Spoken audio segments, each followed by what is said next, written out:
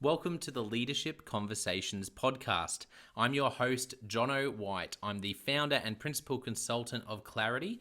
We are an Australian-based consultancy that works with leaders around the world, and our passion is to invest in people to become everything they're meant to be in order to fill the world with healthy organizations that people love to work for and customers line up to buy from. The goal of this podcast is to invest in you and your leadership. If you're just joining us for the first time, then feel free to check out consultclarity.org. That's our website, consultclarity.org. We have so many free resources on there. The most popular being our 7 Questions on Leadership series. We've had more than 1,500 leaders from around the world in all different sectors give their in-depth answers on leadership, what books they love, what they found most challenging, the most meaningful stories, how they structure their time through the day. That's free, so go and check it out. And we'd love to interview you about your leadership. I believe you have advice from your experience, your context, and your life so far that is important and can help other leaders. It's also a great way to give back. It's free to get involved, and you can do so by going to consultclarity.org/7-questions-interest, or just Google consultclarity.org 7 questions interest and fill out the form that pops up. We have a free resource for you on our website. It's called Leadership Survival Guide. It's a 57-page ebook. It has interviews with 10 world-class leaders, and you can go to consultclarity.org. It's right at the top, and get that today. We also have a daily email that we send out to over 15,000 leaders, and that email contains the highlights, our best content from our podcasts, our blog, my book, the books that we're loving that are out there about leadership. It's also the best way to get access to our masterclasses and workshops before anyone else. And there's also exclusive and limited special options just for subscribers. And you can subscribe by going to consultclarity.org/subscribe. Now, my gift to you is to work incredibly hard to provide the best leadership content I can to invest in you and your leadership. So if you're finding our content helpful, if you find this podcast helpful, then your gift to me could be this. If you do find it helpful, then write a review or rate our content and make sure you subscribe or follow. I can't emphasize enough how helpful that is. It really does help us to get the word out there so we can invest in more leaders to become everything they're meant to be. It also means a lot to me personally when people like you and people in our community share our content on social media. So if you do that, then please do look for me, Jono White, to tag me, and look to tag Clarity on whatever platform you're on. And our team, including me, I'm always looking to see when people have mentioned us so that I can engage with you. And also we look at sharing content. So if you write something about something we've done, there's also a good chance we'll share that with our followers. So if you could do that, that is a massive, massive help as we try to invest in as many leaders as we can around the world. Last of all, you can check out my book about how to deal with difficult people even if you hate conflict. It's called Step Up or Step Out. It's available on Amazon. You can just look up Step Up or Step Out Jono White, or you can go to store.consultclarity.org/book and check it out there. I have coached leader after leader after leader, and in more than 50% of the sessions, this topic comes up. How do I deal with this person? I'm finding it really difficult, and I just want to find a way that doesn't blow up to just to have a difficult conversation, to lead them better. How do I do that? There's a 3-step process that I outline in this book that I believe can help you. Okay, let's get into today's episode of the Leadership Conversations podcast. Enjoy. Welcome to episode 32 of the Leadership Conversations podcast. Today's guest is Don Henig. Don is the co-founder of accrueme.com. He was born in Brooklyn, New York, and started quenching his entrepreneurial thirst at the ripe age of 12. Don has built successful companies in various industries, from finance, publishing, mortgage, real estate, entertainment, and now he has developed a unique way to provide capital to Amazon sellers to grow their businesses. It's so unique, he reversed the risk for the seller and does not require any interest, fees, or monthly payments, and no loss of ownership for the seller. AccrueMe has $100 million to provide to Amazon sellers to grow and is actively spreading the wealth. It seems that every economic downturn creates new models never before seen, and AccrueMe is definitely one of those game-changing models. Well, this is going to be a fascinating conversation just based on our quick chat beforehand as well. I feel like there's 10 directions we could go, and they're all going to be good. So, Don, thank you so much for coming on the podcast. It's my pleasure, John. Oh, yeah, it's going to be fun. We're definitely going to have some fun. Yeah, yeah, I agree. So tell us about accrueme.com. I mentioned a little bit in your bio, but give us a snapshot of the company and also what your role as co-founder looks like now. Sure. Being real brief, I was retired, and a friend of mine started talking to me about some different business ideas, and I offered to help, but I did not want to get involved because I was done. I was really enjoying my life and outside of business. And we came up with an idea on financing Amazon sellers that was so good, I had to come back and go back to work full time. And the idea is basically yeah, exactly. It's crazy. And trust me, all of my friends call me crazy. The idea was it's a game changer for these Amazon sellers. So we'll give them money based upon the amount of inventory and receivables they have. And we don't charge them any interest. We don't charge them any fees. So there's nothing hidden there. We don't require a personal guarantee like every other loan in the world. And we don't require monthly payments. And the idea there is that they pay us when it's right for them and their business, not when it's right for us.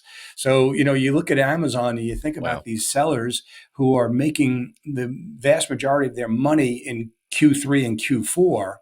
How stupid would it be to take money out of their business and send it to us or to send it to a bank or anyone else? They should use all their money right now to buy inventory, grow their business, make more money, and take advantage of the opportunities in front of them. And then when they're flush with cash, sometimes it's March, sometimes it's May, sometimes it's not for 2 years.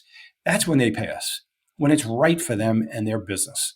And what we get out of it is we get a small percentage of profits. So we want them to grow their business. We want them to earn more money. And it's not about how many sales they make, but it's how much money they make on the bottom line. And that's what we share in. So if they don't do well, we don't do well. If they lose money, we don't get anything. And they don't owe us anything. And we have sellers that are using our money to grow their business rapidly, like really rapidly, game-changing, life-changing rapidly. And then they look to sell their business in a year and a half, 2 years. And all we get is our investment plus our accrued profits. They keep all the upside. Wow. So it is a game changer. Yeah, I love the idea that you share in the profits because you're exactly right. That I think just that alone, there's a lot that I love about the model, but just saying we only share in the profits must be such a I guess it's such a great relationship starting point for you and the Amazon seller to be able to say, if you don't do well, we don't do well. We're only here to build you up and to make you successful. And I think that's actually a really good segue into leadership, because I think there's a lot of crossover between that model and having that same approach to people that we lead. Tell us a little bit of your story, Don. Tell us the story as far back as you want to go in terms of some of the highlights and some of the lowlights of how you became Don, the leader today. Well, it's interesting. I have a long story, but because I've done so many different things, I'm one of those unusual people where I didn't get into an industry and stay in that industry, maybe different companies, but stay in that industry for 30 or 40 years. I started, mentioned it in the preamble that, when I was 11 years old, I had 2 paper routes and I became the number 1 paper salesperson for the Long Island Press on Long Island in New York. Wow. There are millions of people here, Yeah. Exactly. It was a contest and I wanted to win it. I've always believed in being the best and trying harder than anybody else. And, it's not difficult. Skipping a few steps, I opened up my first business. I had an ice cream truck when I was in college, but I opened up my first business, which was a financial planning business. Yeah. and went out on my own and did very well. Bought my first house, bought my first new car while I had my financial planning business. And then financial planners who all came to know me started asking me about mortgages and residential mortgages. I knew nothing about it, but I knew commercial lending. So I learned about residential lending and I started a mortgage company. And within 3 years, 2 to 3 years, I was one of the two or three largest in New York State, Wow. which is, obviously pretty big. And I Mm. sold that business 10 years later as a mortgage banking firm and did very, very well. Uh, and the reason I sold it was that I started another business, which was a mortgage broker franchise. It's never been done before. It's never been done since. But Wow. I built it to 760 companies nationwide and throughout the United States, and I sold that. And then I looked at myself and said, what do I want to do? I love being out in the fields with the kids, and the kids were playing soccer at the time. So I Yeah. started a soccer publication. I never did anything in publishing before. So I started a soccer publication. It was just me. I got every ad, every article, every picture, everything. 32 full pages. This is not digital. This is, all print, with 50% being ads. And I did everything from everything really. I hired a graphic designer to put the paper together for a day, a month, and I became the official newspaper for New York State Soccer. 167,000 copies every month, and I did literally everything, and it made money from the month one on, and then I sold that to a couple of people that were in the publishing business. I got back into the mortgage world, built one of the largest mortgage companies in the United States, the fifth largest direct to consumer business in the United States for mortgages, and the sixth largest wholesale business, which is working with mortgage brokers. So I was representing, about $75 billion, B with a B, Yeah. billion with a B, a year, and over 300 million net profit after taxes. And the nice thing is I was compensated on profit. So that was a Yeah. good thing. Yeah. And built an amazing team of thousands of people. But throughout my career, I was very fortunate to build amazing teams. And, to this day, I'm still friends with people from my first business on. And it's just a matter of respect that I had for them and they had for me, and caring for each other and all of that. But got one last story real quick on that, Yeah. on the story. I ended up starting an entertainment company from scratch. Never did anything like that. And a friend of mine was a small producer out in Hollywood. And so he asked me to invest in a movie. I said, I don't know how you make money, but I assume you get some piece of whatever I invest. And I'd love to invest in a movie. Sounds like a lot of fun. I said, but why don't we do something different? I said, why don't I invest in you? He said, what do you mean? I said, instead of me putting in, a small amount of money, I'll put in a large amount of money into a bank account.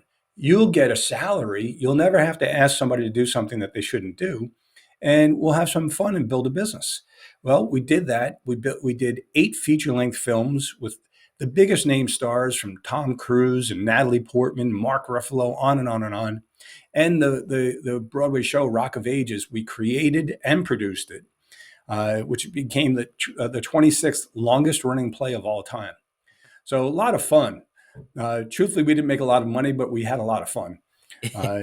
Uh, I took some time and I said, what do I want to do? It was a good time to buy and flip houses. So Yeah. in 18 months, I bought, fixed, and flipped 300 houses, every one of them for a profit. So you could see I flipped all these different industries, and I came back into the mortgage industry for a little bit, built a very, very large company in the mortgage in the mortgage space in the United States. Again, a second time around, one of the largest in the country. And now I took 5 years off, and here I am back in with a crew me and helping Amazon sellers, an industry I knew nothing about, zero. Yeah. And now I'm pretty well known and I'm having a lot of fun with it. That was, I feel like that was one of those moments where you hear a few sentences and you know that there's 10 years, I reckon there's 10 lifetimes of stories in your Oh my entrepreneurial God. journey, Don. Oh my God. The stories are, I forget half of them, but people remind me, which is very, very nice. Well, on that, tell us about the. I know you mentioned when I sent you through some notes, you mentioned there was a day where you lost roughly $4 million. Can you tell us that story? I forgot it. I told you that. Yeah, that's Yeah, right. well, it's kind of crazy, but yeah, it actually happened. So at this one large mortgage company that I was running, I don't know how many divisions, but the vast majority of it, and I represented all 100% of the profit of the company. The one I told you about, where we were earning over $300 million net profit, that was all through my divisions. Well, this is during the financial crisis in 2007 and 8. And all of a sudden, in 1 week, we went from being healthy to being out of business. Wow. And yeah, we it was some bad mistakes that were made by others in the organization as far as not selling the loans that we had. We had something like $19 billion on our books, and the market shut down. You Mm, couldn't sell anything, literally nothing. wow. So all the big guys wanted to buy us, like Goldman Sachs and BlackRock and the others, and nothing came through because they were worried that the markets wouldn't reopen. Yeah. So the company shut down. Well, about a month before, to show people that I wasn't worried, I put my money where my mouth is, and I took $1 million out of my pocket and bought stock. Not the smartest move when you look back, but I wanted to say to my people, hey, if I'm asking you to be focused and go to work and do all the things you need to do and not be worried about this, I'm showing you that that's what I'm saying. That's the way I'm living my life. I'm getting up every morning, ignoring the people that are saying bad things, and I'm just staying living in positivity and going out there and kicking ass every day. And that's what I need everybody else to do. And everybody got the message very clear. But in the end, I also, a few years, I deferred a lot of my income. So it's a great process where you can defer your income, and that becomes your retirement. Well, the problem with deferred income is if the company goes bankrupt, you lose all that deferred income, even though Mm, you earned it, yeah. and you earned it the year before and the year before that and the year before that. It all goes away. So yeah, on one day I lost $4 million. But what did I do? How did I react? I felt horrible for the people who lost their jobs. I lost my job too, but I was going to be able to pay my mortgage. There were people that weren't going to be able to pay their mortgage. So the first thing that I did was the next morning I went to the church. We have a soup kitchen there called a Mhm. hospitality center where they feed hundreds of people every single day. They clothe hundreds of people. They do everything. And I went there with a big check. And because I think if you feel bad, if things are going bad for you, go do something good for others. Mm, And you'll never think about yourself again. You'll just just think about others and go do something good. And that's what I did. Then I went immediately to the bankruptcy court, and I asked them to allow me back in the building because I was fired like everybody else, and to turn on my computer and seven other offices and computers around the nation, people on my team, and they firmly shut me down and said, "Absolutely not. There's no way." I said, "Look, we want to help people get jobs. All these people are out of work." And so eventually I talked them into it. And I'm paying everybody out of my pocket in cash. And in that week, we never worked harder. We yeah. placed over 1,300 people in jobs. And, then after that week, I was able to sit back and say, okay, what just happened? Am I supposed to feel bad about myself? Like I had to do some, personal thinking about this. Yeah. And I didn't really feel bad at all. I felt good about my reaction. I felt good about the way that I handled things, and I didn't feel. I literally, I never felt bad for myself for a minute, not for a minute.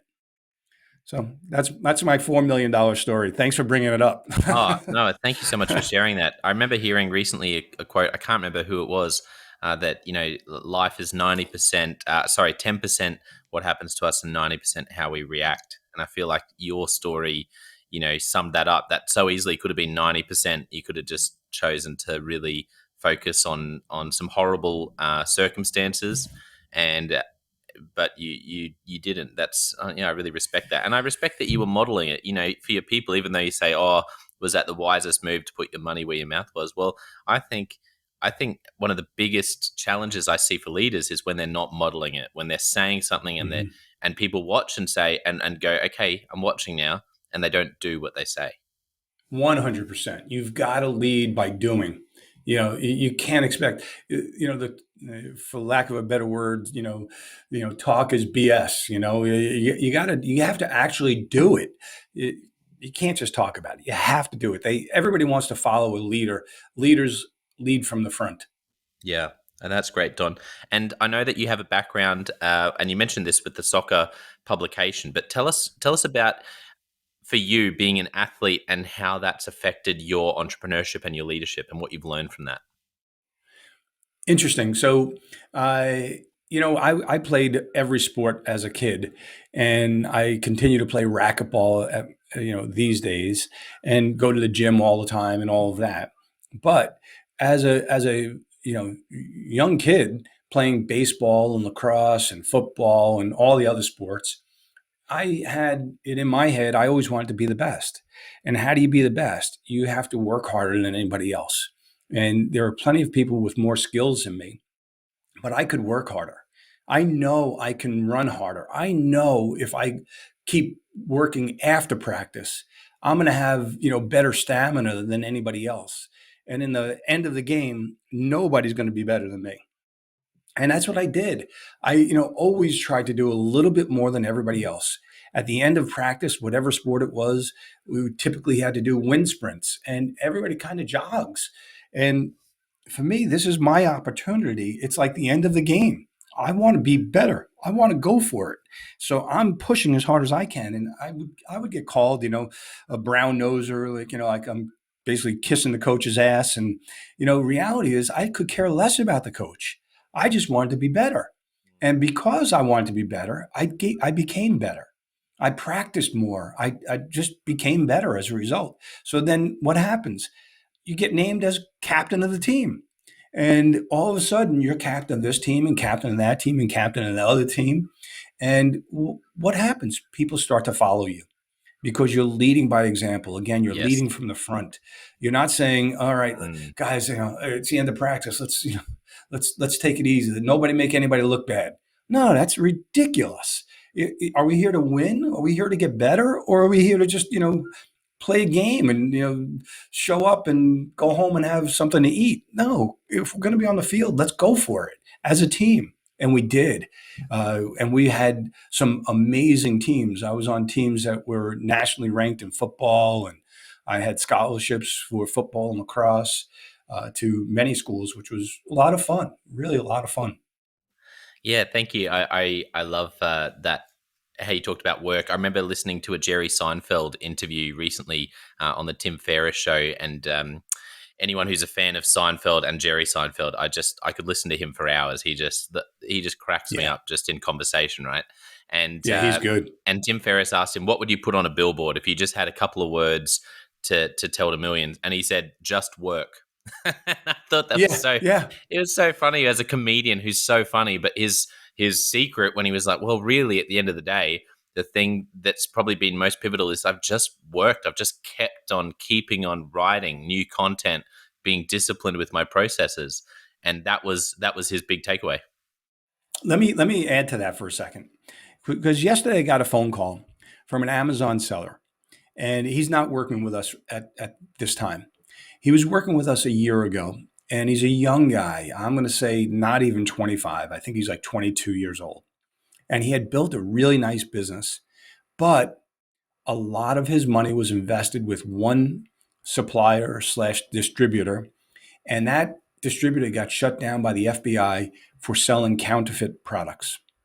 So this young man who built a great business lost hundreds of thousands of dollars right then and there.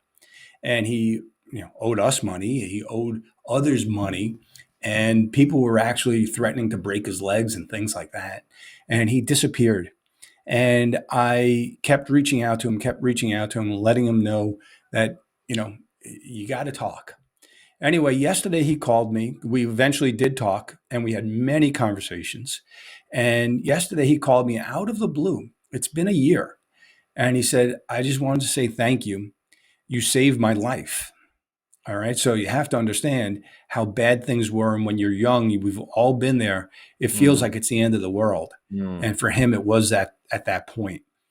And he said, and I took your advice. I said, well, you got to tell me what I said because I have no idea what I said. He said, you told me that I have the knowledge in the Amazon world and not to give that up, that other people are dying to have that knowledge and I have it. And you told me that to pull back the business to whatever size makes sense, whatever size, pay off your debt, pull back the size of your business, and you're going to start over. And then you're going to go out and work your ass off. It's not going to be easy, but you have to work your ass off. That's the only way to get there. And he said to me, your advice was exactly on. It wasn't on the money. It wasn't easy.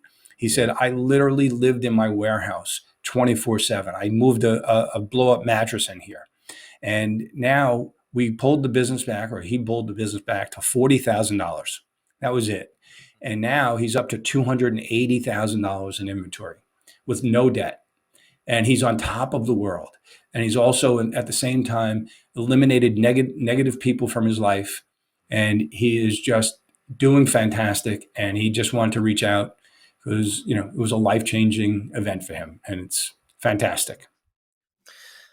Yeah, that's definitely that's one of those stories where you can hear in that story how it's a horrible thing for him to have gone through, but I bet Oh, he is going to be an absolute next level um, entrepreneur, and the way he runs his business, having going through those learnings, you can already hear running that debt free in yeah. terms of crossing $200,000. That's amazing, Don. It's fantastic. 280 now. And he thinks, based upon everything that's going on, by this time next year, he'll have $1 million business. Wow, that's And awesome. he was walking away from it all. And truthfully, there were, signs and discussion of suicide at the time. And, Yeah, here he is. He's come all mm, the way back and yeah, just that's incredible. wonderful to see. But that goes along with that sign, that billboard, just work. Mm. You're never going to get there unless you get up every morning and make it happen. Yeah, that's right. Yeah. You mentioned how he cut some people out of his life who he realized were just really negative. Yeah. For you, what have you learned over your leadership and your entrepreneurial career about, I guess, the difference between good hires and bad hires and how to manage both? Well, it's funny when you are hiring people and you're building a growing business, you are going to hire fast and furious. And you can do your best with every hire to, know everything you can about them and know who they are as a person and things along those lines. But you're going to make mistakes and you're going to hire the wrong person from time to time. And if you care about your team, and truthfully, if you care about your business, but if you really care about your team and your team is your business, then you're going to eliminate those bad hires as quickly as humanly possible. And I always refer to it as cutting out the cancer. When there's a cancer, and it could just be a bad attitude, it could be somebody that just doesn't do their job. And as a leader, you have to figure out, well, what can I do to help this person do their job? Maybe they're in the wrong position. Is there a position I can move them into? But if they have a bad attitude, there's not a hell of a lot you're going to do. You got to get these people out of your organization. I'll give you one quick example, which I Yeah. just thought of back in my first mortgage company. Again, we were very good size. And my biggest sales guy, he was fantastic. I was making a lot of money as a result of him. But there was something about him I just didn't like. I don't know what it was. He just rubbed me the wrong way. And I was, 23 years old, 25 years old, maybe. And one day I realized when I pulled into the office, I owned the building, a brand new building I built. And I see his car there. And I'm like, oh my God, I don't even want to go in. I'm like, wait a minute, this is my business. So I went in, I said, come on into my office. He came into the office. I said, look, I want you to take all of your loans that you haven't submitted yet and submit them somewhere else. I don't want your business anymore. Everything that you have in, you have no fears because you'll get paid 100% on everything. So that's easy. And if you need something, I'll take those loans too, and I'll pay you 100%. But besides that, it's time to go on. He goes, so you're firing me? I said, yeah. He said, why are you firing me? And I'm thinking to myself, I know HR and all that stuff. And I said, screw it. I said, truthfully, because I just don't like you. And I like to surround myself with people that I like. And if I don't like you, you probably don't like me. So it's just not right. And so it's time to go on and move on and, good luck. Anyway, he leaves. I just knew I lost a big chunk of my sales. Like Yeah. I'm thinking, how am I going to recover from this? This is a lot of money I just threw out the window. And I have all the overhead stayed with me. Yeah. So now what happened that day was people started coming into my office. Like a young processor, like a 19-year-old girl comes into my office and says, Don, you fired Barry? I said, yeah. She goes, thank you so much. I said, why? She goes, he was disgusting. I said, what? What do you mean? And she shows me a note that he left on her window. It was disgusting, really. And it turns out he was treating everybody in a bad way. And nobody wanted to tell me because they knew that he was the number one salesman. So I didn't know anything. And I learned then that that's a big mistake from a managing standpoint, that I have to have a better open door policy with everybody. And I have to have ways of communicating up and down throughout the organization much better than I had at the time, because I should have known about this cancer way long ago. Yeah. But anyway, when I fired him, and I fired him for the right reasons, and I realized, and I've lived by this, I will never work with someone I don't like. End of story. It's paramount. Yeah, I can't remember if it was on this podcast. It might have been, but someone used this phrase, which has really stuck with me, which is you only want to work with people that you wouldn't avoid if you saw them out. And I thought that was so good. If you finish work, but that night you go late night shopping somewhere and you see them in the distance, are you going to go, oh man, I can't? Are you going to avoid them, or are you going to go, oh hey, it's and actually want to see them? And I thought that's so, and it's the same thing that you're saying, is you want to work with people that you like because you're going to spend so much of your time with them. And it's so much more fun. And not for anything, when you're having fun, everybody does better. And Yes. everybody is communicating better. And we all know what the goal is. And everybody's working hard towards that goal. And we're all trying to help each other. And when you have a down day, I'm there to pick you up. And when I'm having a down day, you're there to pick me up. And that's what teams are about. And that's what life is about. And work is not like it's as if it's not life. It is life. It's part of our lives. Let's make it fun. Let's enjoy it. Absolutely. Listening and implementing. I know that's something that you're passionate about, and tell us a little bit about that, and maybe if anything comes to mind, any stories that come to mind where you learnt that either the hard way, where you didn't listen, or where you did and it really led to a great result. Well, did you ever hear of TQM, Total Quality Management? Did you ever Yeah. hear that? Yes. Yep. So many years ago, that was the catchphrase, and I didn't know what it was, but apparently, I learned after the fact, because I sent some of my managers to a TQM conference, and when they came back, and we sat down as a whole management team, and the two women that went to the conference, I said, okay, well, report back to us. What did you learn? What can we learn? And they laughed and they said, seriously? And I said, yeah. And they said, we didn't learn anything. Everything they're talking about doing as the way to run a business is the way that this business is running. I said, really? Like what?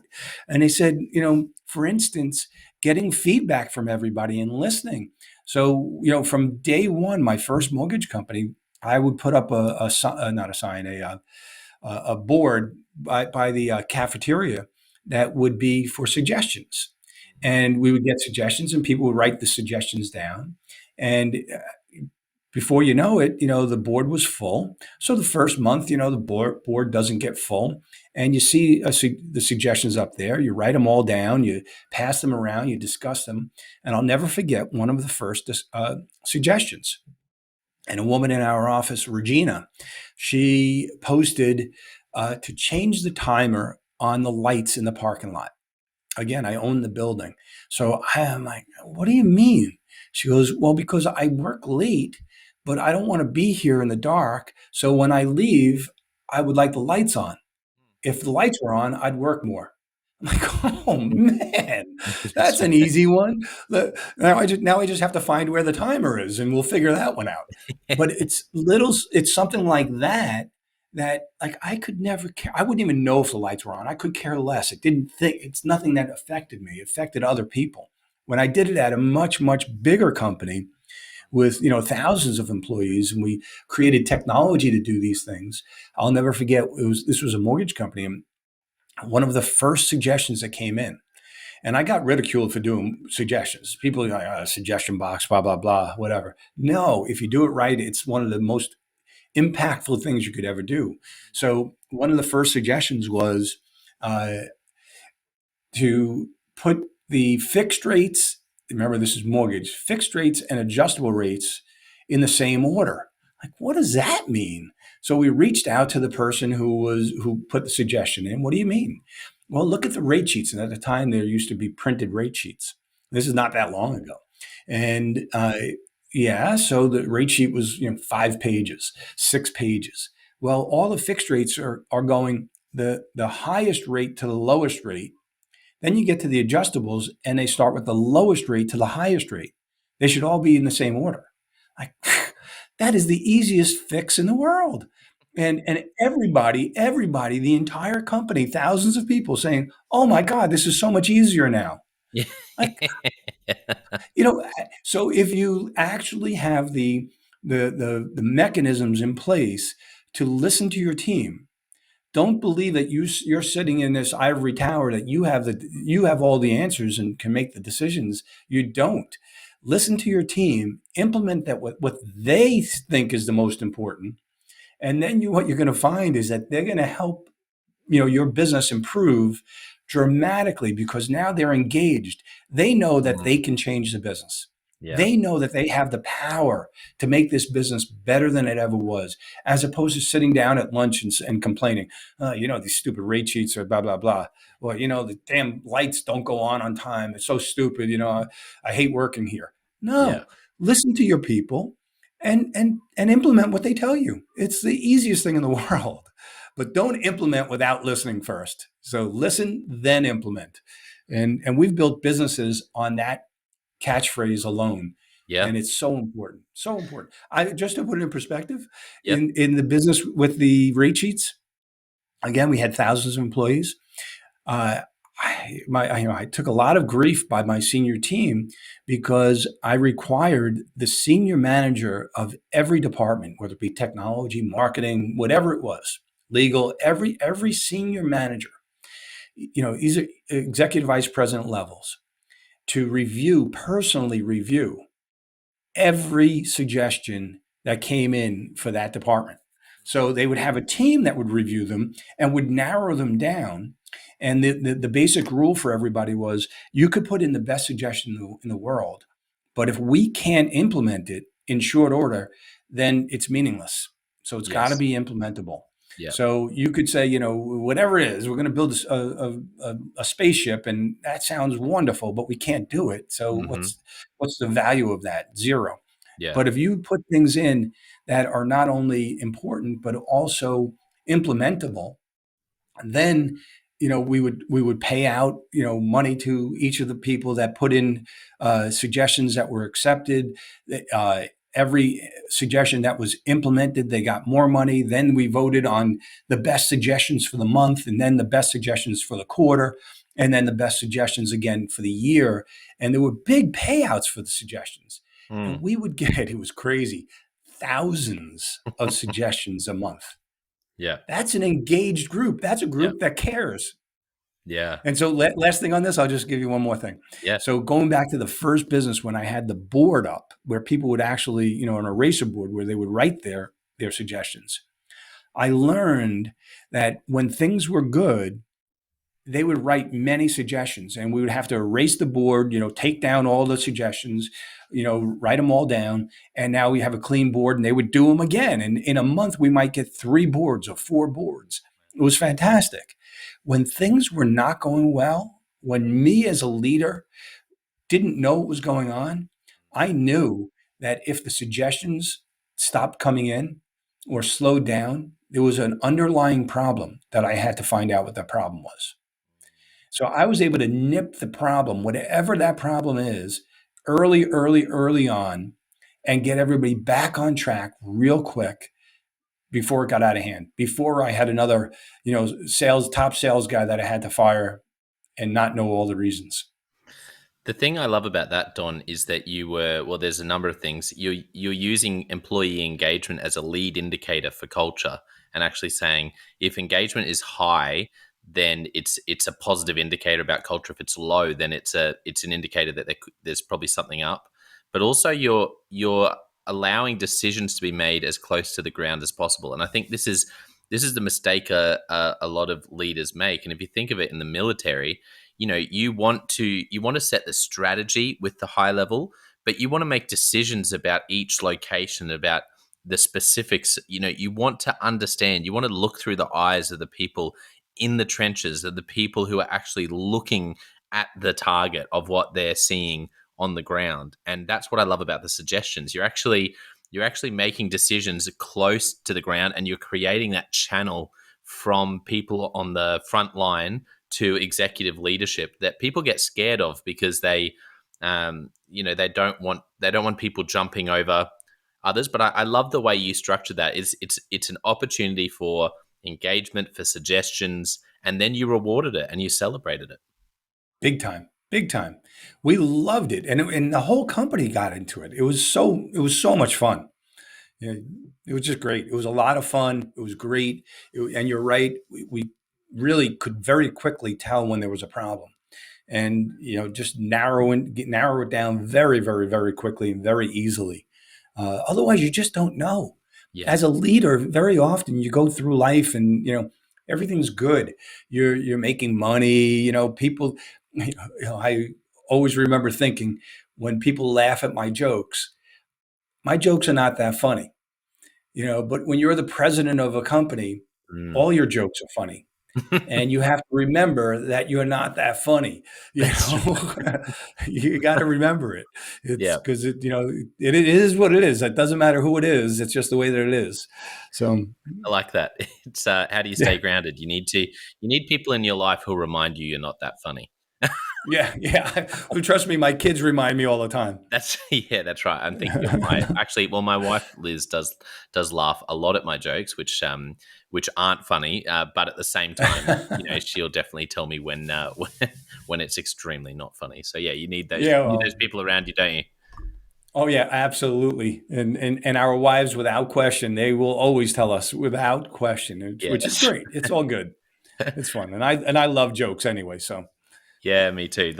Well, Don. This has been so much fun. I guess I would love to give you an invitation to come back. I think we've touched on a bunch of things you're passionate about, but I think maybe down the track we could definitely do another round at some point, and it would be great to unpack some of the other things you're passionate about. Maybe even hear an update on accrueme.com down the track at some point. that sounds great. I'd love it. This has been fun. You've asked some great questions and got me thinking about things that I don't normally think about. So thank you. Oh, and there's one thing that I haven't covered that I want to before we finish, which is about your morning routine. So Sure. let's just spend a bit of time there because unpack for listeners, and I know there'll be people out there who'll be leaning in, going, "Ooh, anyone who's interested in productivity like me, I love it." Tell us about your morning routine and what that looks like. I have a great morning routine, and I started it probably about 15 years ago. And I'm telling you, I can't live without it. It's just that important to me now. And I've heard people talk about morning routines. I'm like, yeah, yeah, yeah. This is unbelievable. So here's what I do. I get up at 5:30 in the morning. And I wasn't always an early bird, but I'm up at 5:30. I get a cup of coffee. I come into my office. I sit down. I have something called the 5 minute journal. And it's a simple, simple thing. And inside the 5 minute journal, I have pictures of my parents, both my parents who have passed, my grandparents, all four of them, aunts and uncles, my sisters, my cousins, people that have been very, very influential in my life. And on some days, I just put out a picture of my parents. And I always have one picture out though, in addition, and it's a picture of me in Austria/Germany, right on the border, on Mm, top of a major mountain. And my wife took the picture, and it's just you're on top of the world. And I mm, would always put that picture out because the reason I'm on top of the world is because of all these people, all of my siblings and my parents and grandparents and aunts and uncles and on and on and on, friends, cousins. They made me who I am. And I have to say thank you every day because I really feel it. And when you're looking at a picture of them, I love to put all their pictures out on my desk and go one by one and remember something, a story of, when I had my ice cream truck and my aunt would feed me every night, not every night, but many nights. And I'm like, damn, like, how did you have that much food as, an 18-year-old kid coming into your house and eating you out of house and home? How did you do it? It's just unbelievable. But thank you for doing that. It was mm. such a special time that I got to spend with my aunt and my cousins. It was magnificent. But I would go around the desk, if you will, to each one and thank them for different things and have a different memory. And these memories come back. It's amazing. Mm, And so it's a special, special thing. And then in the 5 minute journal, it's very easy. It's three questions. So it's first, write down three things that you're grateful for. So mm, every morning, thinking about starting my day with, what am I grateful for? And now whatever it might be to you that day, I write those down. Then three things that are going to make today great. And again, simple, but three things that if I do these three things, today is going to be great. And then I finish up with one final thing in there, and it's a statement. And it's just, I am. And on that day, how do I feel? I am excited for the day. I am going to kick ass at the gym. I am going to get this project done before noon. And then I'm going to have, a beautiful afternoon, whatever it might be. That's it. And then I leave from there and either I go to the gym for a workout or I go do some yoga and stretching and then into an infrared sauna that I have in my house. mm, And I listen to a podcast. So if you think about it, I'm doing everything mind, body, and soul mm. before I start work. And it's fantastic. It's a great way to start a day. And again, with the podcast in the sauna, I'm always learning, always, always, always learning something, which is Yeah, fantastic. I just love it. I just love it. yeah. So, and just to put it in perspective, if you look up the 5 minute journal, Mm. I'm trying to remember the guy, Hal Elrod. He wrote the book, The Morning, oh boy, I have the book, but something Hal Elrod, Yes. something morning, like the Miracle Morning, the Oh, Miracle Morning, the miracle morning, 6 habits that will Miracle Morning. transform your life before 8 a.m. And I'm telling you, maybe 100 pages at most, and it's a tiny, tiny, tiny book, but it's very, very impactful. And I would suggest anybody reading it. It'll take you no time to read it, and then to implement it. It's literally a game changer. It's life changing. So that's what I do. Wonderful. Yeah, thank you. And any podcasts that you're really loving that you'd recommend for people to check out? Well, I'm big into health. So one of the ones that I really love is the Dr. Mark Hyman, who's a functional medicine doctor. He was the head of functional medicine at the Cleveland Clinic, Yes. and he's got a couple of podcasts that I just love. But recently, I've been trying to learn everything I can about crypto. So Yes. I've been listening to different podcasts on crypto and haven't really found the best one yet. But I'm trying, I've found a bunch of different ones. So I'm getting different perspectives.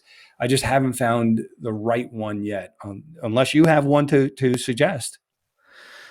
Oh, well, no, I haven't. haven't found. I know there's some great episodes on the Tim Ferriss show, which I really Hmm. enjoy Tim Ferriss's interview style, and they're really long form podcasts. And there's He's great. He's yeah, great. but that's not all about crypto. There's just occasional podcast Right. episodes about that. I came across an Australian group recently that do a crypto um, podcast. I'm just trying to remember, but that was quite good. It's a real that's real introductory though. It depends what you're looking for. Hmm. So I can't remember the name of that Yeah. podcast, but I know it's. I just found that their perspective on how they sort of unpack it I found it really refreshing. So yeah, Okay. a bit like you, I'm really interested in it, and so Yeah. if I come across anything, then I'll have to Yeah. Please post it to feel you free. and let listeners to know as well. Yes, so if I come across it, I'll let people know. Great. What about books? Any books that you find yourself gifting to others more than if you look back over the past particularly few Yep. years? Are there any Yep. books that you gift to other people? You know, early on in my career, I used to give out the Erroneous Zones, Your Erroneous Zones by Wayne Dyer, Yeah. because I think it's life changing, especially for younger people. But now the book that I give out for years, I can't tell you how many of these books I've bought, but The Compound Effect by Darren Hardy. Yes. Yep. It's fantastic. And the audiobook, I think my son and my daughter-in-law have listened to the audiobook at least 10 times. Mm. I've read the book. I've met Darren a number of times. I really enjoy his thinking and the way that he goes about it. But the compound effect is something that stays with me. It's so basic. It's doing little things right and doing good things, a little bit at a time, but consistently over time. And it changes everything. Just as if you do if you're going to eat ice cream every night, eventually you're going to get fat. It's just the way it is. You have it every Yeah. once in a while, fine. But if you do it every night, you're going to get fat. If you work out, even for 5 minutes every day, you're going to do other things that are positive along the same lines. And all of a sudden, you're going to be in better shape. You're going to think more clearly. You're going to feel better. You're going to look better. You're going to get more compliments. And what did you do? You did very little, but you did it consistently over a long period of time. So that's it in a nutshell. But I love Yeah, that that's book. that's great. There's also I think it's in that book where he gives this breakdown of if you had to choose between $10 a week compounding or $5,000 a year. Well, I think is that there's Yeah, and the way that for a bunch of years you would look completely. It would seem ludicrous that if you chose the $10 a week, but compounding at I can't remember what like a tiny percentage, but over suddenly there's this point which is the whole the idea of the book that right. it just because of the compounding growth the percentage increase just launches you Yeah, past the sort of the linear it's yeah. Atomic So, so, Habits so, is so another the one. typical, yeah. Oh, yeah. Tiny Habits is a great one. I believe in it because I actually got a little bored with it because I live it, and when you Yes. when you live something, it's like, yeah, I know that already, and I got little bits out of it, but for the most part, it's the way that I live. Like, I'll give you one quick story that I think people will appreciate Yeah. on tiny habits and putting and implementing it is, years ago, I decided I needed to start working out more often. And I was only going, working out on weekends. So I decided, you know what? Every morning I'm going to get up and I'm going to do 40 push ups, 40 sit ups, and 40 pull ups. Okay, I could do it. Well, the next morning, what happens? You get up, you get into the shower as you've done for years before, and you say, I forgot to work out. I can't do it Yeah. now. I'm going to start sweating. Yeah. Next day, I go to bed at night. I'm getting up in the morning. I've got a little mat set up. I'm going to do all this. Okay, great. I get up, I'm in the shower. Oh, damn, I forgot again. Third day, I forgot again. All right, I'm changing my goals. 5 push ups, Yes. 5 sit ups, 5 pull ups so that even if I get in the shower, I could still do 5. That's not a problem. So next day, by accident, I'm back in the shower. I'm like, I screwed up again. Wait a minute. I lowered the goal to 5. I can't say no now. I got out of Mm. the shower. I did my 5, 5, and 5. I didn't just do five, five, and five. I did more. I think I did 20 of each. And I'm like, because I'm not sweating with 20. So that was fine. The next day I got back in the shower. Five and five and five. Okay. I did 20, 20, 20. The next day I'm looking forward to it. I didn't go into the shower first. I had these little tiny habits, this little something that you couldn't not do. I hate doing double negatives, but you really couldn't not do it. Yeah. And that's, it was a life changer for me. And, I know if you lower your goal to the point where you can't say no, you're going to win Yeah, I and like you'll that. always do more. I You'll like always do that, more. where you can't say no. It's so true. I had a similar thing with running where I really wanted to get into I really wanted to push myself in fitness, but I just found that it was the first thing to drop off, right? It was the first thing to go, I Yep. can't get to that. And so for me, I decided I have to do it daily, a bit like what you were talking about. Like I Yep. realized if I can make this part of my routine, that takes all the willpower out of it. It just makes it really effortless, as Greg McKeown, that's a great book, Effortless. But I Yes. started just running, and I actually used an app called Couch to 5K, which is brilliant. It's like an AI, sort of coach, because it starts off saying, okay, first one today, you're not even going to break a sweat. You're just going to, move 2 minutes running and then 1 minute walking. Like, it's so easy. Yeah. Exactly what you're saying. There's no excuse. You're just like, oh, there's no pain involved. It's just getting the routine started. But then you find you start looking forward to it. Suddenly you're starting to push yourself, and it becomes part of it becomes easier to keep doing it than it is to stop it. Right. Absolutely. 100%. It's just part of your life.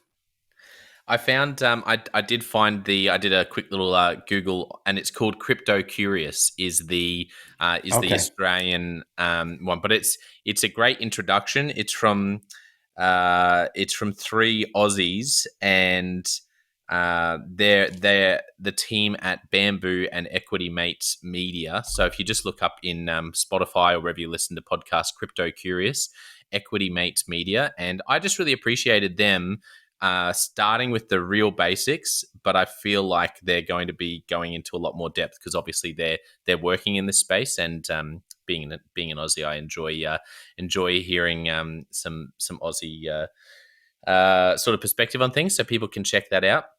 And love what you mentioned about the compound effect. That's a great book. If It anyone's really is. interested, there's my favorite YouTube channel is called The Productivity Game, and The Productivity Mm. Game is a guy named Nathan, and he has over 100, might be 200 book summaries. And that's not unique because there's lots out there that do book summaries. But what is unique is he is so intentional.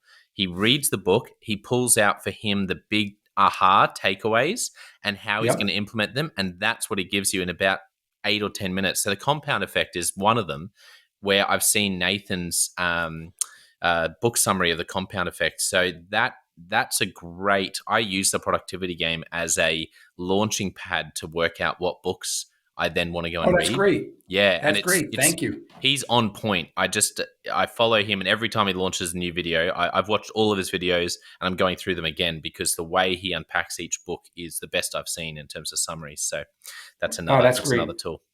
Well, we could probably That's go on terrific. for hours more, Don. But Yeah. did you have any final thoughts for listeners? No, I think this was really terrific. I think we covered a lot of ground. If anybody wants to engage with me, I think the best spot is through LinkedIn, Yes. and I respond to everybody, and it's under my full name, Donald Henig, Henig, and I'm happy to communicate with anybody that wants to. Wonderful. Thank you for mentioning that. People can find you on LinkedIn and look up Donald Henig and get in touch. And particularly if there are any Amazon sellers out there, Yeah. then who are listening and wanting to grow your business, then drop Don a line. And I just want to thank our listeners. Thank you for tuning in. And I know you would have gotten so much out of today. It's been a wonderful conversation. Just a reminder that we also have our other podcast, the John O. White Leadership Podcast, where I just give you content about leadership and leadership question of the day, a different question every day to put a stone in your shoe and help you grow as a leader, because growth is never comfortable. And Last of all, though, I just want to say another massive thank you, and just honestly, it's been a joy. I lost track of the time level of just chatting about all these things, Don. So thank you so much, and can't wait to do round 2 down the track. Thanks for coming on, Don. This was great. Thank you, Jono. Well, I hope you enjoyed that episode of the Leadership Conversations podcast as much as I did. If you're joining us for the first time, don't forget to check out consultclarity.org. That's our website, consultclarity.org. We have so many free resources on there, including our 7 Questions on Leadership series. We've had more than 1,500 leaders from all over the world in all different roles, in different industries, answer these 7 questions on leadership, and leaders give these in-depth answers around how they spend their time, a book that's been significant for them. It's just a gold mine. It's completely free to access, so go to consultclarity.org and look for that. We'd also love to interview you about your leadership. I believe your experience, your life, your context means that you have advice on leadership that other leaders can learn from.